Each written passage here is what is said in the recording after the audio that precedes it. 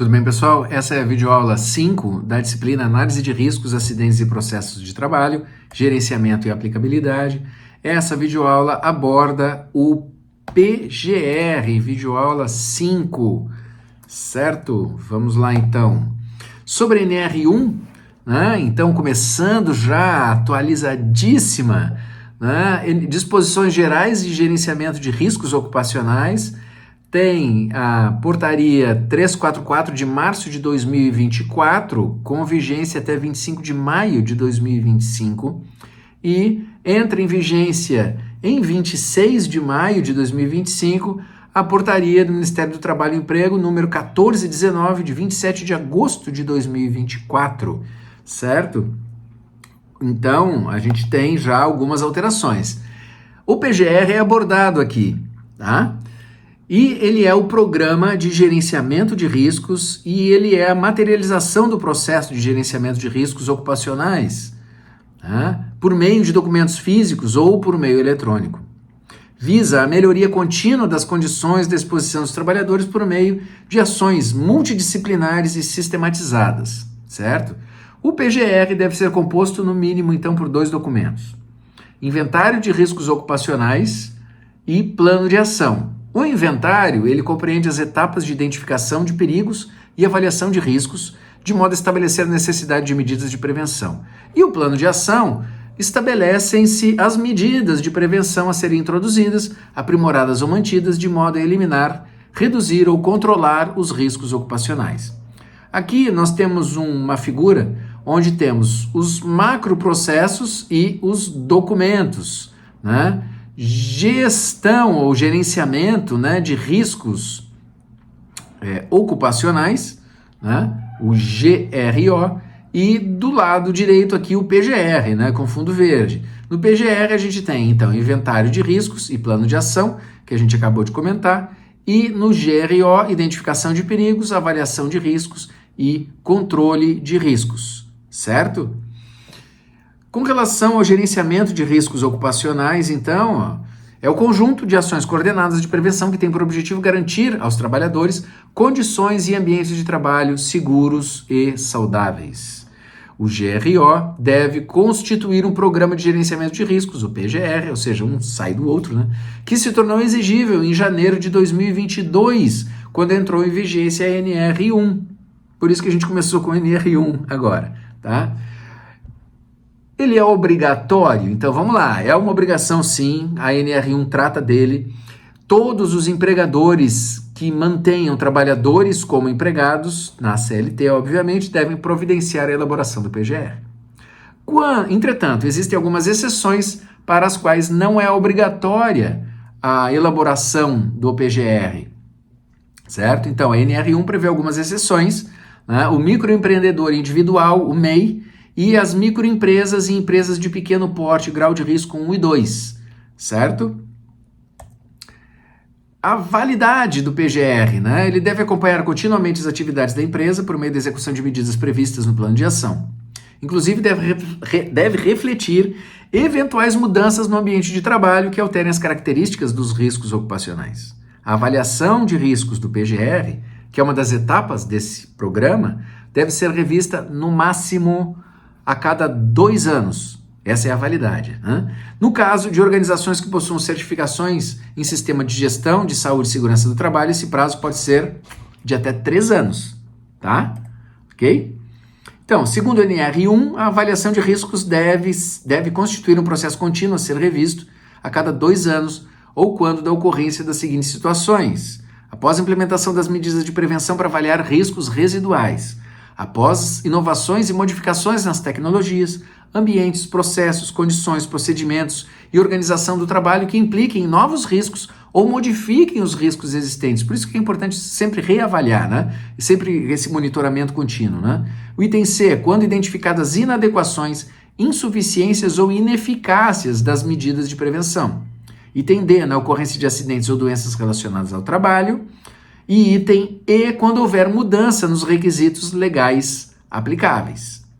Com relação a registro e acesso ao PGR, a organização pode optar por manter o relatório do PGR em meio físico ou em meio digital e o empregador deve garantir amplo e acesso irrestrito desses documentos à fiscalização e aos trabalhadores e seus representantes, conforme versa a NR1, ok? Então, pessoal, com relação às metas, indicadores e resultados, a Secretaria de Inspeção do Trabalho, a CIT, é responsável pela fiscalização. O desenvolvimento e implementação do programa é responsabilidade de cada empregador. Os empregadores gerenciam os indicadores dos respectivos programas. A Secretaria de Inspeção do Trabalho fiscaliza se os indicadores propostos estão de acordo e se as ações em direção ao gerenciamento de risco estão sendo tomadas. O desenvolvimento correto do programa resulta em riscos ocupacionais adequadamente geridos e, consequentemente, menos acidentes e menos doenças do trabalho. Na sequência, eu trago para vocês alguns destaques do anexo 1 da NR1. O primeiro deles é com relação ao gerenciamento de riscos ocupacionais, quase que um glossário, processo contínuo e sistemático de identificação de perigos, avaliação e controle dos riscos ocupacionais de uma organização, com a finalidade de proporcionar locais de trabalho seguros e saudáveis, prevenir lesões e agravos à saúde relacionados com o trabalho e melhorar o desenvolvimento em segurança e saúde do trabalho nas organizações, certo? Isso é o que foi instituído pela portaria 1419 de agosto de 2024, com vigência a partir de 26 de maio de 2025, ok? Com relação à identificação de perigos, processo de buscar, reconhecer e descrever perigos à segurança e à saúde dos trabalhadores. Levantamento preliminar de perigos e riscos, etapa inicial do gerenciamento de riscos ocupacionais, para identificar perigos e riscos, com a finalidade de evitar ou eliminar perigos ou reduzir ou controlar os riscos ocupacionais evidentes à segurança e saúde dos trabalhadores com a adoção de medidas imediatas. Alguns termos foram modificados. Eu mostro para vocês na sequência. Perigo ou fator de risco ocupacional, perigo ou fonte de risco ocupacional. Fonte com o potencial de causar lesões ou agravos à saúde, elemento que isoladamente ou em combinação com outros tem potencial intrínseco de dar origem a lesões ou agravos à saúde. E dado também a diferença, perigo ou fator de risco ocupacional, elemento ou situação que isoladamente ou em combinação tem o potencial de dar origem a lesões ou agravos à saúde. Então, nós temos aqui a diferença, A portaria vigente até maio de 2025 e a portaria vigente a partir de 26 de maio de 2025. Eu estou deixando um pouquinho mais de tempo esse slide aqui para vocês verificarem a diferença, certo? Com relação a risco ocupacional evidente, é uma atualização vigente a partir de 26 de maio de 2025, definido como uma situação de risco óbvio e não controlado, que não requer análise aprofundada e pode ser reduzido ou controlado pela adoção imediata de medidas de prevenção, certo? Então, eu trouxe nesses destaques as atualizações, ok? Do anexo da NR1.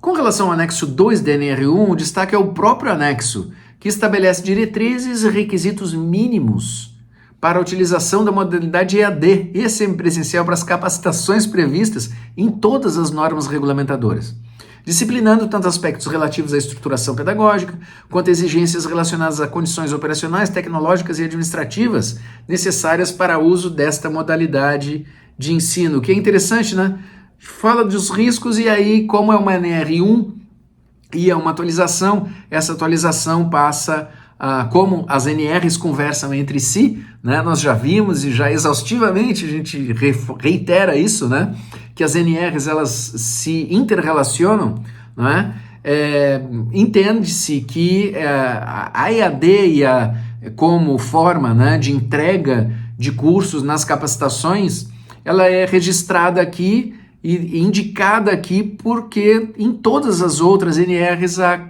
capacitação profissional é citada, ok? Como material complementar que consta aqui no Moodle, perguntas e respostas sobre a NR1, dados atualizadíssimos do Ministério do Trabalho e Emprego, o próprio sítio do MTE também é uma indicação, sugiro que deem uma pesquisada por ali, passeiem, naveguem pelo site do Ministério do Trabalho e Emprego, O link também está aqui para profissionais de saúde e segurança do trabalho, para MEI, para micro e pequena empresa, e também uma ferramenta eletrônica para o PGR. Quem optar, o grupo que optar por desenvolver o PGR, e essa é a opção 2, análise do PGR, né, que vocês têm essas 2 semanas, conforme aquela videoaula de apresentação da disciplina, né, e conforme consta aqui no Moodle, vocês têm um Google Forms para preencher, tanto para o PPRA, quem optar por ele, quanto para o PGR, uma análise de cada um deles. Essas são as 2 opções que vocês têm,